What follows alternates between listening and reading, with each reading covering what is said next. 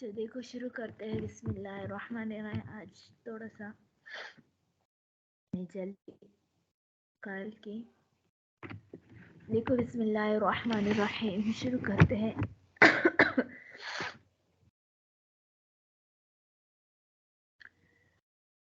آج جو ہے ہم یعنی پاک پانی کی طہارت کے بارے میں ہم نے کچھ پڑھا تھا کل بھی، آج بھی کچھ پڑھیں گے. اب یہاں پر یہ مسئلہ یہ ہے کہ اگر وہ جانور جس کا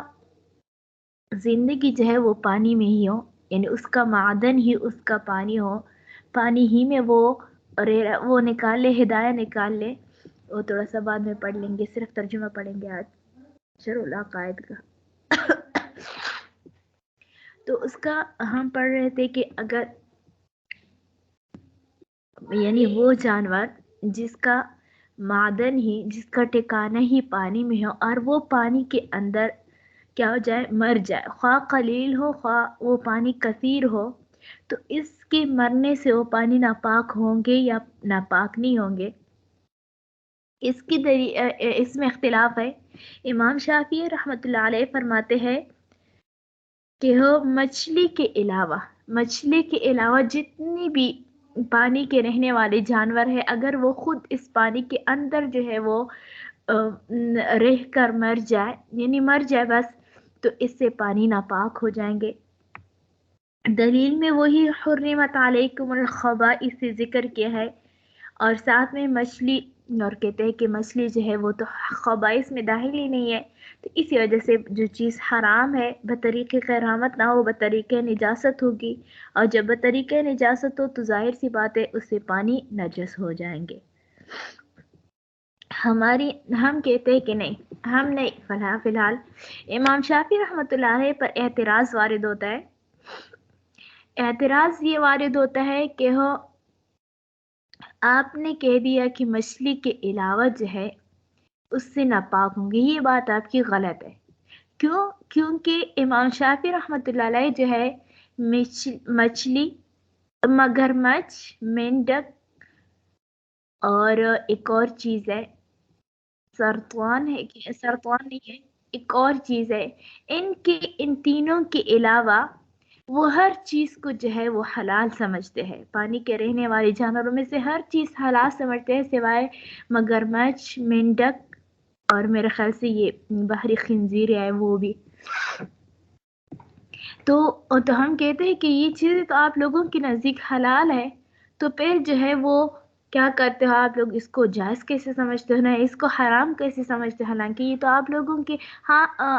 حلال ہے، تو پھر اس پر نجاست کا حکم کیسے لگا سکتے ہو؟ بہرحال یہ اپنے قول میں جو ہے وہ مستغرب ہے. ان کے اقوال جو ہے ان کی کتابوں میں مستغرب ہے، بعض جگہ کوئی اور لکھا جو. بہرحال احناف فرماتے ہیں ہر وہ چیز جس کا معدن ہی، جس کا عیش، جس کا زندگی ہو وہ پانی ہو، تو وہ جو ہے وہ ناپاک نہیں ہوں گے. پہلی وجہ یہ ہے کہ جو کیا ہوتا ہے پانی والے جانور ہوتے ہیں، اس کے بارے میں یہ اصول فقہ ہے کہ ہر وہ چیز جو معدن میں رہ کر مر جائے تو اس چیز سے وہ چیز جو ہے وہ ناپاک نہیں ہوگی. ہاں جب وہ اپنے معدن سے نکلے تب جو ہے وہ اس پر ہم نجاست کا حکم لگاتے ہیں. اس کا مثال ہم سادہ سے یہ دیتے ہیں کہ مثال کے طور پر انڈا ہے. انڈے کے اندر جو کہ یلو اور وائٹ کا جو وہ ہوتی ہے انڈا ہوتا ہے، اگر اس کے اندر خون پیدا ہو جائے، خون تو دم مسفوح ہے نا، وہ تو حرمت علیکم المیتۃ والدم ولحم الخنزیر الی آخر الآیہ. تو وہ خون جو ہے وہ اب دیکھو وہ خون ناپاک ہے. اب وہ انڈے کے اندر رہے تو پھر یہ پاک ہے. مطلب کیا کہ اگر اس انڈے کو آپ جیب میں رکھ کر نماز پڑھ لے تو یہ جو ہے ہم نے نجاست کا حکم نہیں لگائیں گے کہ یہ جو ہے یہ نمازی نے خون کو اپنے جیب میں رکھا. کیونکہ وہ ابھی معدن میں ہے، نکلا نہیں ہے. ہاں اگر جب نکل جائے, جب انڈر ٹوٹ جائے, پھر جا کر جو ہے کوئی جیب میں رکھے تو پھر جو ہے ہم اس کا حکم لگاتے ہیں. تو اسی طرح ہے, اسی طرح بعینہ یہی مسئلہ ہم قیاس کرتے ہیں یہاں پر بھی, کہ اگر کوئی جانور جو ہے اپنے معدن میں رہ لے, اپنے معدن میں رہ لے, تو پھر اس پر ہم ناپاکی کا حکم نہیں لگاتے. ہاں جب اس سے نکل جائے تو پھر جو ہے ہم ناپاکی کا حکم لگا لیتے ہیں. تو چونکہ یہ تمام جانور اپنے معدن ہی میں رہ کر مر گئے تو اسی وجہ سے ہم اس پر نجاست کا حکم نہیں لگاتے. ایک یہ ہماری دلیل ہو گئی. دوسری دلیل کل بھی ہم نے یہ ذکر کی تھی کہ اصل میں یہ مردار جو ہوتا ہے یہ خود ناپاک نہیں ہوتا, بلکہ اس کے اندر دم مسفوح یعنی بہنے والا خون ہی ناپاک ہوتا ہے. تو چونکہ جب کوئی مردار ہوتا ہے دم گھونٹ کر جو ہے وہ کیا ہو جائے, مر جائے, تو اس سے وہ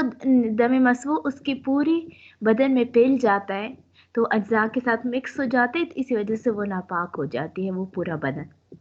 برخلاف کس چیز کے, وہی چیز جو ہے ہم اس کو ذبح کر لیں تو اس سے نجاست دم مسفوح نکل جاتی ہے نا, تو اسی وجہ سے اس کا بدن جو ہے وہ پاک ہوتا ہے.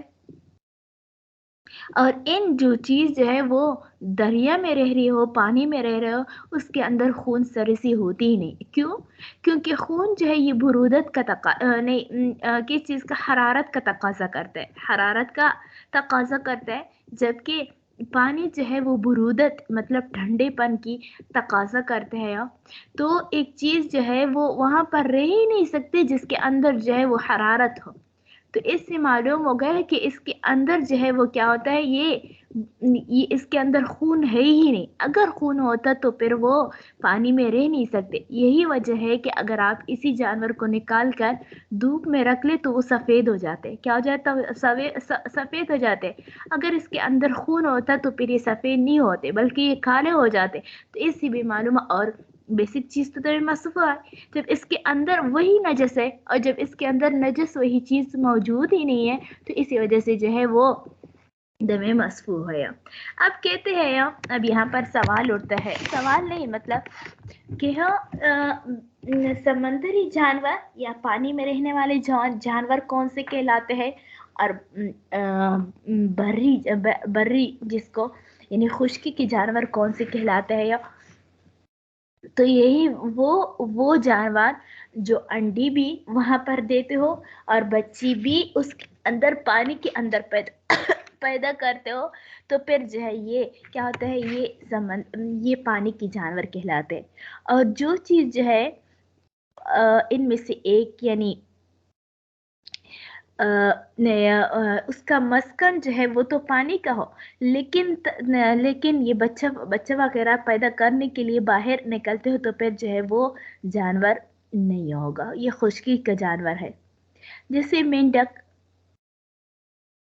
مینڈک ہم دیکھتے ہیں کہ یہ پانی میں بھی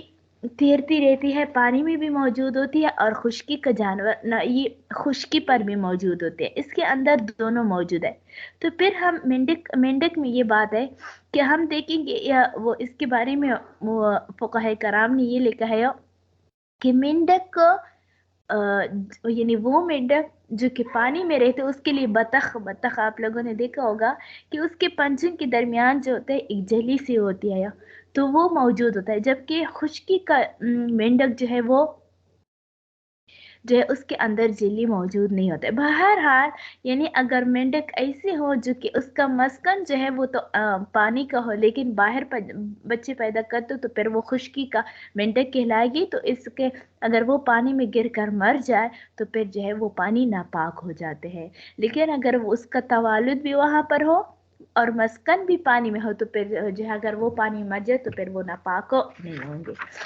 اب دیکھ لو, وَمَوْتُ مَا يَعِيشُ فِي الْمَاءِ فِيهِ, ان جانوروں کا مرنا جو کہ پانی ہی میں اندر رہ رہے ہو, لا يفسدہ, وہ پانی کو ناپاک نہیں کرتے, کالسمک, جسی طرح مچھلی, والضفدع, اور مینڈک, والسرطان, اور کیکڑا جانتے ہو آپ لوگوں, کیکڑے کے بارے میں آج کل اختلاف بھی ہے جدید فتاوی میں. بعض ہمارے علماء کرام جو ہے ہم عند الاحناف میں سے بعض وہ مکروہ قرار دیتے ہیں، جبکہ جو کہ سمندری علماء ہے، مطلب جو سمندر کے قریب رہنے والے ہیں، وہ اس کو جائز قرار دیتے ہیں۔ بہرحال کراہت سے خالی نہیں ہے، کیونکہ یہ عجیب سا شکل ہوتا ہے اگر آپ لوگوں نے اتنے زیادہ پاؤ ہوتے ہیں۔ وقال الشافعی، امام شافعی رحمۃ اللہ علیہ فرماتی ہیں یفسدہ، پانی کو ناپاک کر دیتے، الا سمک، سوائے مچھلی کے، لما مرو، کیونکہ جو یعنی اس دلیل کی وجہ سے، لما مر، جو گزر چکے ہیں، وہی حرمت علیکم الخبائث ولنا، اور ہماری دلیل انہ مات فی معدنہ، کہ وہ اپنے معدن میں مر چکا ہے، فلا یعطی لہ حکم النجاست، تو بس اس پر نجاست کا حکم نہیں لگایا جائے گا یا نہیں دیا جائے گا، کبیضۃ، جیسے انڈا، حال مخہ، جب اس کی زردی کے اندر آچا، حال مخہ، مخہ دم، مخ تو ایسے اس کو کہا جاتا ہے نا، مغز کو کہا جاتا ہے، جیسے الدعاء مخ العبادہ، لیکن یہاں پر جو ہے وہ زردی مراد ہے، کہ جب خون جو ہے اس کی زردی میں حائل ہو جائے، تبدیل ہو جائے، وَلِأَنَّهُ، اور اس لیے بھی لا دم فیہا، وہ دو دلیلیں میں نے ذکر کی،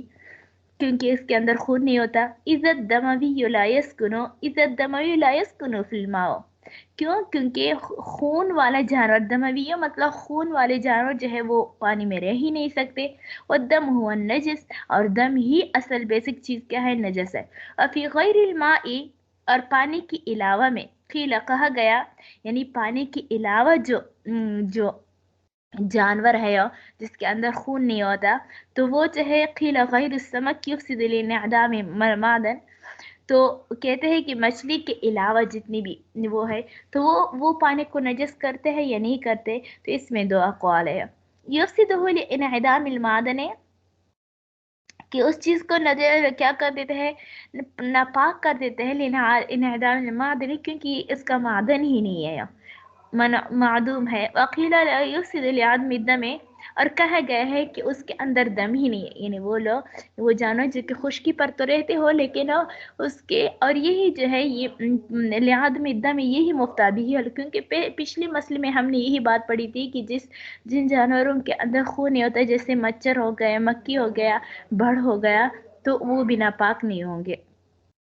وہ الاصح، ہاں دیکھو یہاں پر ذکر بھی ہوا ہے، وہ الاصح، اور یہی اصح ہے، وظیفتہ البحری والبری سواء، اور مینڈک خشکی کا، البحری مطلب پانی کا، والبری اور خشکی کا، سواء یہ کیا ہے، برابر ہے، وقیل، یہ تو بعض علماء کا قول ہے نا، وقیل البری یفسد لوجود الدم، جبکہ کہا گیا ہے کہ خشکی کا مینڈک جو ہے وہ اس کو فاسد کرے گا، کیونکہ لوجود دم، اس کے اندر وہ دم موجود ہوتا ہے، وہ عدم المعدن، اور اس کا معدن پانی بھی نہیں ہے، وما یعیش فی الماء ما یکون طوال، اچھا وما یعیش، اب یہاں پر تعریف کرتے ہیں، وما، اور جو جانور یعیش رہتے ہو فی الماء، پانی میں، ما یکون توالد، وہ اس طرح کی جن کی پیدائش ہو، ومثواہ، اور اس کا ٹھکانہ دونوں ہی فی الماء، پانی میں ہو، ومائی المعاش دون مائی المولود مفسدون، اور جو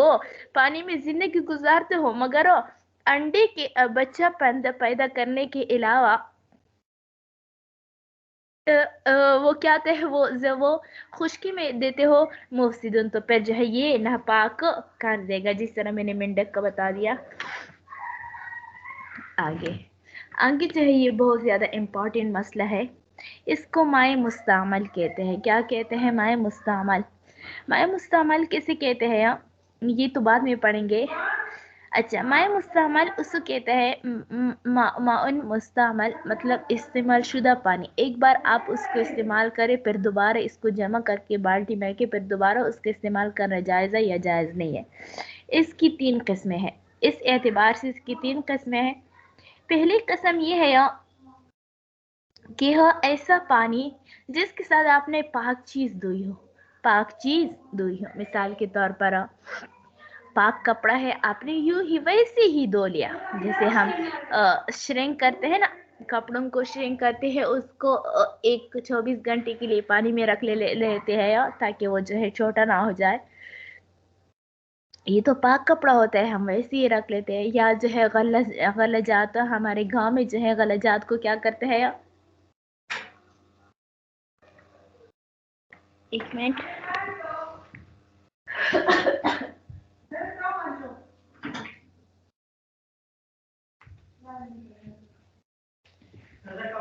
اچھا، اس میں کیا کون سی چیزوں، یعنی دوسرا، یعنی جو غلجات کے لیے پاک چیزوں کے دھونے کے لیے استعمال کیا جائے، یہ تو با اتفاق علماء جو ہے وہ پاک ہے. وہ کیا ہے، یہ پاک ہے. دوسرا وہ ہے جو نجاست حقیقیہ کو دور کرنے کے لیے استعمال کیا جائے، نجاست حقیقیہ کے لیے استعمال کیا جائے. نجاست حقیقیہ وار پورے کا نجاست حقیقیہ کے لیے استعمال کیا جائے. مثال کے طور پر کسی کے پیشاب کو دھو لیا، پانی کے ساتھ پیشاب کو دھو لیا، یا جو ہے کوئی اور تھی جس کو کیا کر دیا، دھو لیا، جس کو کیا کر دیا، اس کے ساتھ دھو لیا، تو اس میں بھی جو ہے با اتفاق علماء کہتے ہیں کہ یہ بھی نجس ہو جائے گا، یہ نجس ہو جائے گا. تیسرا جو ہے وہ اصل مسئلہ ہے، اختلافی مسئلہ ہے. تیسرا مسئلہ یہ ہے کہ جب نجاست حکمیہ کو دھو دیا جائے. نجاست حکمیہ آپ لوگ جانتے ہو کہ انسان وضو اور غسل، یعنی وہ جس پر غسل واجب ہو یا وضو واجب ہو، اس کو کہتے ہیں نجاست حکمیہ. تو اب جو ہے نجاست حکمیہ میں جب کیا کر لے، ایک بار پانی استعمال کر لے، پھر اس دوبارہ پانی کو جمع کر کے دوبارہ استعمال کرنا. مثال کے طور پر آپ نے کسی ایک برتن میں جو ہے وضو کر لیا، اس وضو کو کیا کر لیا، جمع کر لیا، پھر دوبارہ اس کے ساتھ اس کو آگے استعمال کر لے. تو اس میں اختلاف ہے کہ آیا اس کو دوبارہ استعمال کر سکتے ہو یا نہیں استعمال کر سکتے. تو اس میں بہت بڑا اختلاف ہے، صرف اختلاف نہیں، بہت بڑا اختلاف ہے. اس میں کہتے ہیں امام شافعی رحمۃ اللہ علیہ اور امام مالک رحمۃ اللہ علیہ،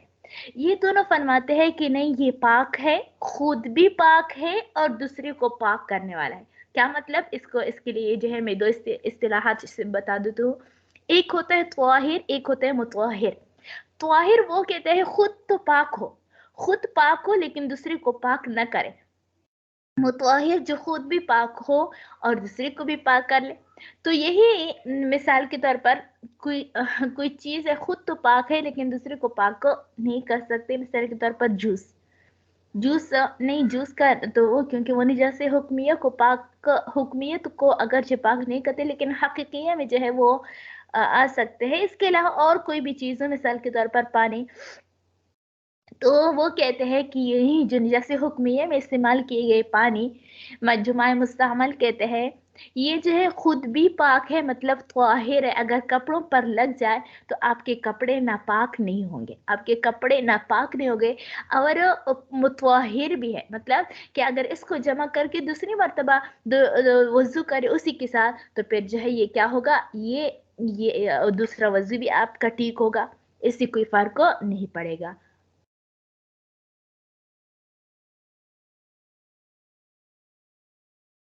امام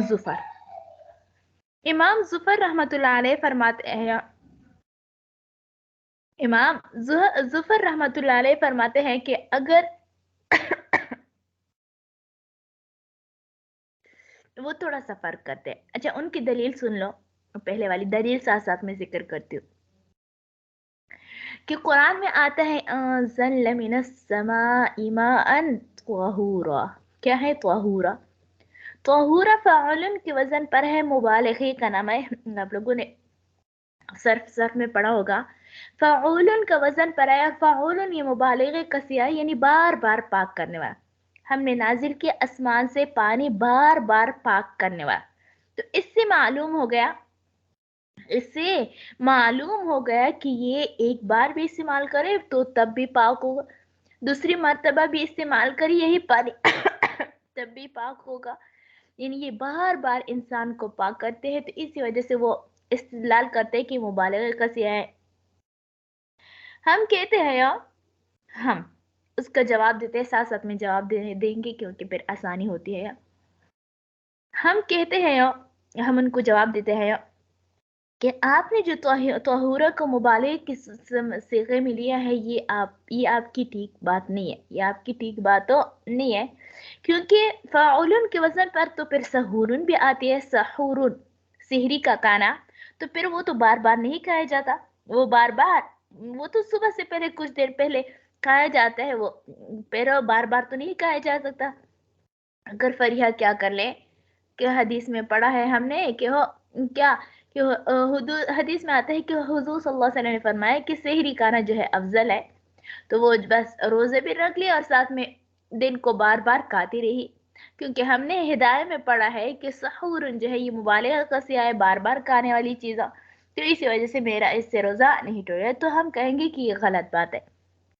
کیونکہ اس کو طہورہ جو ہے مطلب سہورہ جو ہے اسی وزن پر آئے، تو پھر اس کا آپ کیوں مراد نہیں لیتے ہو، اس کا آپ مراد کیوں نہیں لیتے، تو اسی وجہ سے جو ہے وہ کیا ہے، یہ جو ہے وہ غلط ہے آپ کا یہ استدلال۔ دوسرا قول امام ظفر رحمۃ اللہ علیہ کا ہے، امام ظفر رحمۃ اللہ علیہ فرماتے ہیں کہ اگر پانی کا استعمال کرنے والا بوضو ہو تو پھر یہ پانی مطلب کسی بوضو آدمی نے پانی استعمال کیا، پھر آپ نے اس کو جمع کیا، تو یہ پانی طاہر بھی ہے مطہر بھی ہے، پانی طاہر بھی یعنی خود بھی پاک ہے، اگر کپڑوں پر لگ جائے تو پھر یہ پانی جو ہے یہ کپڑے آپ کی ناپاک نہیں ہوں گے، اور اگر اس کو دوبارہ دوسری مرتبہ استعمال کرے تو بھی پاک ہو جائے، یعنی آپ کا وضو ہو جائے گا۔ اگر یہ استعمال کرنے والا آدمی بے وضو ہو تو پھر یہ طاہر ہوگا مطہر نہیں ہوگا۔ تیسرا قول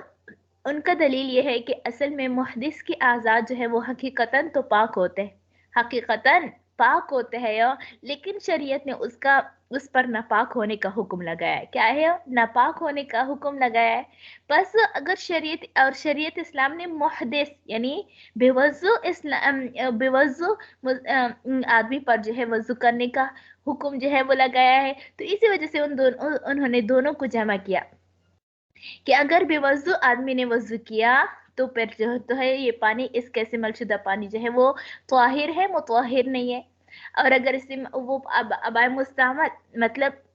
پانی مائع مستعمل جو ہے اگر کیا ہو بے وضو باوضو نہیں استعمال تو پھر طاہر بھی ہے مطہر ہے، یعنی اس کے اعضاء کا تقاضا یہ ہے کہ پاک ہو، اور وضو یعنی شریعت کا تقاضا یہ ہے کہ ناپاک ہو، تو ان دونوں کو ہم نے جمع کیا کہ اگر باوضو ہو تو پھر پاک ہے، اور اگر بے وضو ہو تو پھر ناپاک ہے۔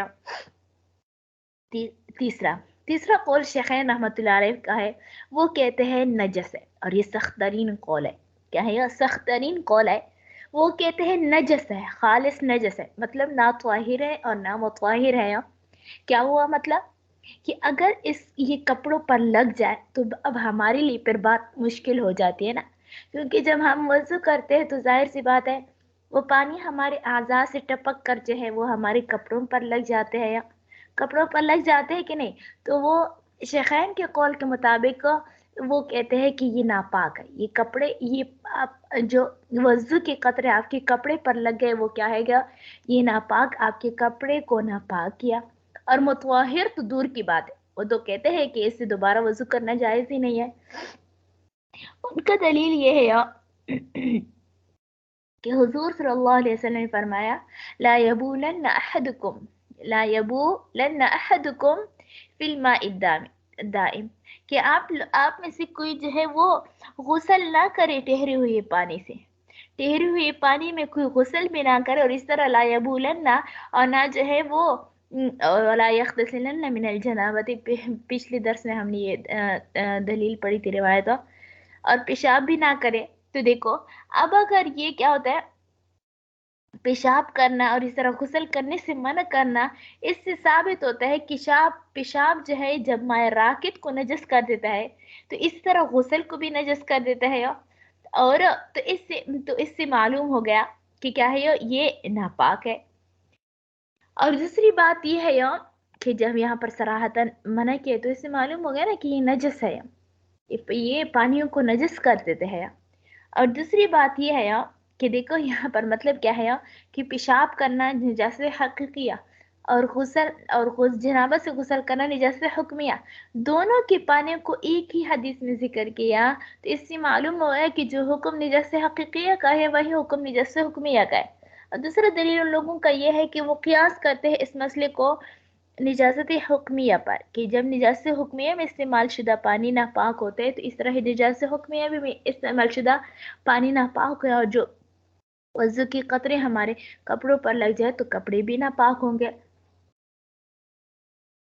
और यही साहिब हिदाया के नज़दीक जो है राजिह कौल है, क्योंकि उनकी आदत ये है कि वो राजिह कौल की दलील को आखिर में जिक्र करते हैं। अच्छा, एक अब आखिरी कौल रह गया। आखिरी कौल है इमाम मोहम्मद रहमतुल्लाह अलैह का, हमारे अइम्मा सलासा में से इमाम मोहम्मद रहमतुल्लाह अलैह का। इमाम मोहम्मद रहमतुल्लाह अलैह का कौल ये है कि माए मुस्तामल जो है ये त्वाहिर है लेकिन मुतवाहिर नहीं है। त्वाहिर है लेकिन मुतवाहिर नहीं है। मतलब क्या हुआ कि ये अगर कपड़ों पर लग जाए तो फिर ये कपड़े नापाक नहीं होंगे, कपड़े पर नापाक नहीं होंगे। अगर हाँ अलबत्ता इससे दूसरी मर्तबा वज़ू करना है, उसको इस्तेमाल करने की इजाज़त तो नहीं है। उनकी दलील क्या है? और यही मुफ्ताबी ही कौल है, क्योंकि शेखैन के कौल में काफ़ी हर्ज आज़ीम है, फिर तो हम पर ज़रूर गिरते हैं ना, तो फिर तो हमारे सारे कपड़े जो है वो क्या हो जाएंगे, नापाक हो जाएंगे। और उनका दलील भी बहुत प्यारा है, मजबूत दलील है। उसके त्वाहिर होने की दलील ये है, त्वाहिर होने की दलील मतलब कि ये खुद पाक है, अगर कपड़े पर लग जाए तो वो कपड़े को नजस नहीं करता। त्वाहिर पाक होने की दलील ये है कि हमने सुना है, पढ़ा है, रिवायत किया है, बल्कि काफ़ी ज़्यादा रिवायत है इसके बारे में कि हुजूर सल्लल्लाहु अलैहि वसल्लम जब वज़ू फरमाते थे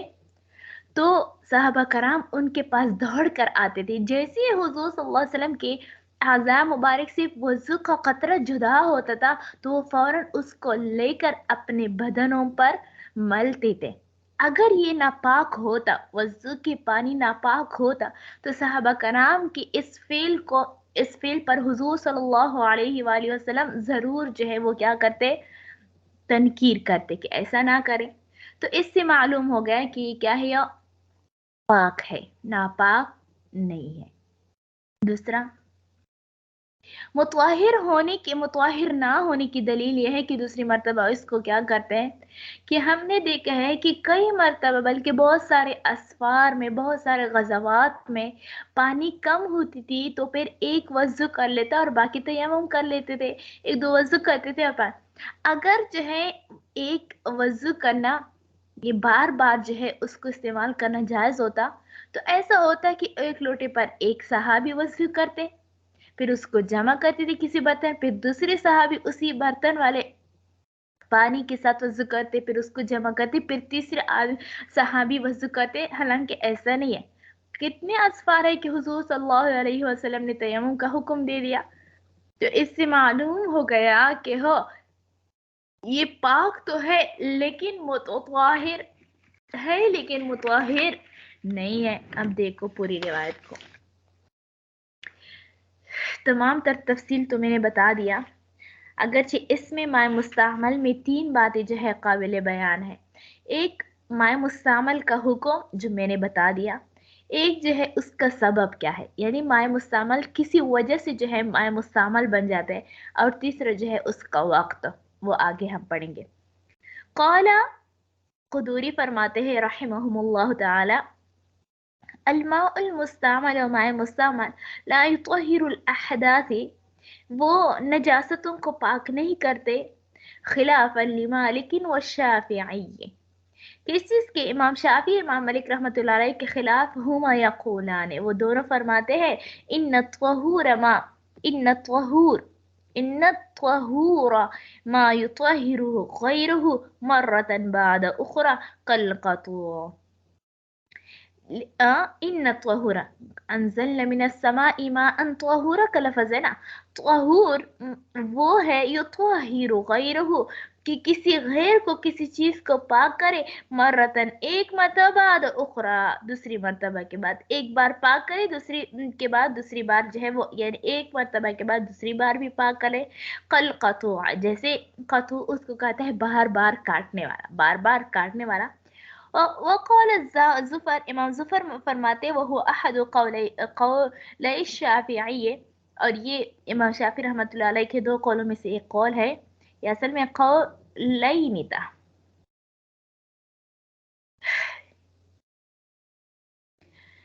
ان کان المستعمل متوضیا، اگر استعمال کرنے والا متوضی باوضو ہو فہو طہور، تو پھر یہ مطہر بھی ہے، وَإِن كَانَ مُحْدِثًا اگر وہ محدث ہو بے وضو ہو فَهُوَ طاہر، تو پھر یہ پاک تو ہے، غیر طہورا نہ کہ طہور مطلب مطہر نہیں ہے، لِأَنَّ الْعُضْوَ طاہر حقیقتا دلیل میں نے بتا دیا تھا، لِأَنَّ الْعُضْوَ کیونکہ انسان کا عضو جو ہے طاہر حقیقتا، یہ تو حقیقتا پاک ہے، وَبِاعْتِبَارِهِ يَكُونَ الْمَاءُ طَاهِرًا، تو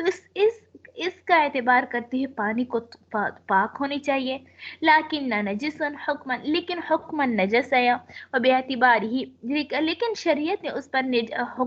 حکما نجس کا حکم لگائے، وَبِاعْتِبَارِ يَكُونَ الْمَاءُ نَجِسًا، تو اس اعتبار سے پانی نجس ہونی چاہیے، فَقُلْنَا بس اسی وجہ سے ہم نے کہا بِانْتِفَاءِ الطَّهُورِيَّةِ وَبَقَاءِ الطَّهَارَةِ عَمَلًا بِالشِّبْهَيْنِ، تو پس ہم نے یعنی بالشبہین ہم نے دونوں عملاً بالشبہین ہم نے دونوں مشابہتوں پر عمل کرتے ہوئے تو بانتفاء طہوریت و بقاء طہارت، تو ہم نے جو ہے طہوریت کے انتفاع کو، مطہر ہونے کی انتفاع کو، اور بقاء طہارت اور طہارت کے باقی رہنے کا قول اختیار کیا۔ وقال محمد امام محمد رحمۃ اللہ علیہ فرماتے ہیں وہ روایت عن ابی حنیفہ، اور یہ بھی ایک روایت امام ابو حنیفہ رحمۃ اللہ علیہ کا ہے، ہوا طاہر کی یہ پاک ہے، غیر طہور لیکن وہ طاہر نہیں ہے، لأن ملاقات الطاہر طاہرہ، اور پاک کیوں ہے؟ کیونکہ پانی بھی پاک ہے اور اعضاء بھی پاک ہے، اعضاء تو پاک ہے نا انسان کا،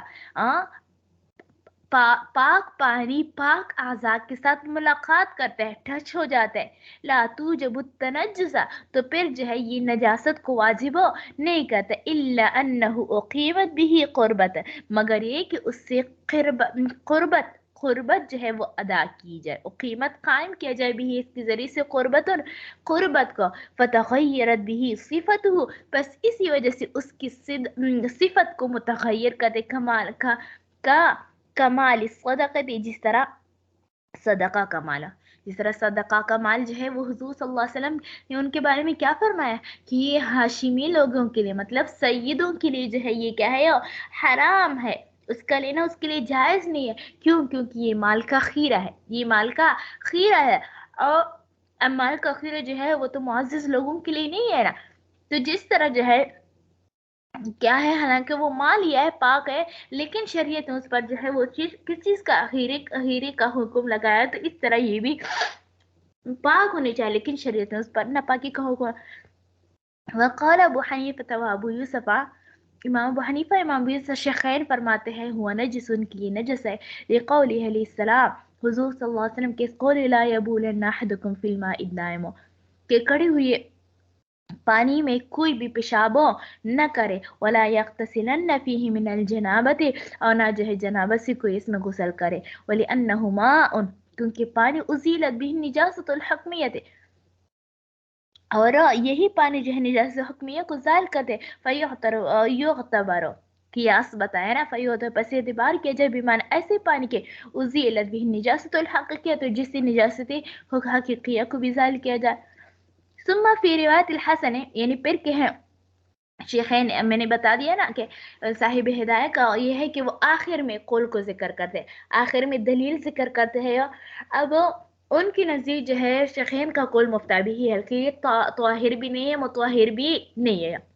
اب چلو یہ تو ثابت ہو گیا شیخین کی نزدیک کو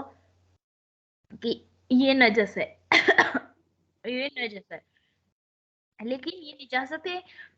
نجاست خفیفہ ہے یا نجاست مغلظہ ہے، یہ نجاست خفیفہ ہے یا نجاست مغلظہ، اس میں اختلاف ہے۔ امام حسن ابن زیاد رحمۃ اللہ علیہ نے اس کو نجاست غلیظہ قرار دیا، کیا کر دیا؟ نجاست غلیظہ قرار دیا۔ کس پر قیاس کرتی ہے؟ نجاست حقیقیہ پر قیاس کرتی ہے، یعنی جس طرح نجاست حقیقیہ میں استعمال شدہ جو پانی جو ہوتے ہیں وہ نجاست غلیظہ ہوتا ہے، تو اس طرح یہ جو نجاست حکمیہ میں استعمال شدہ پانی ہے وہ بھی نجاست غلیظہ ہی ہوں گے۔ جبکہ امام ابو یوسف رحمۃ اللہ علیہ جو ہے اس پر نجاست خفیفیہ کا حکم لگاتے ہیں، وہ ہم آگے پڑھیں گے کہ اس میں کیا فرق ہے، کیونکہ اس کے مائع مستعمل کے پاک ہونے اور ناپاک ہونے میں کیا ہو گیا؟ اختلاف ہو گیا۔ اور آپ لوگوں کو معلوم ہے کہ اختلاف فقہاء کی وجہ سے جو ہے مسئلے میں تخفیف آ جاتی ہے، کیا ہو جاتے؟ تخفیف آ جاتے، تو اس وجہ سے یہ نجاست خفیفیہ ہے۔ اب دیکھو ثم فی روایت الحسن عن ابی حنیفہ، پھر امام ابو حنیفہ رحمۃ اللہ علیہ سے امام حسن ابن زیاد رحمۃ اللہ علیہ روایت کرتے ہیں نجاست غلیظۃ کی اعتبار بالمستعمل فی الحقیقت،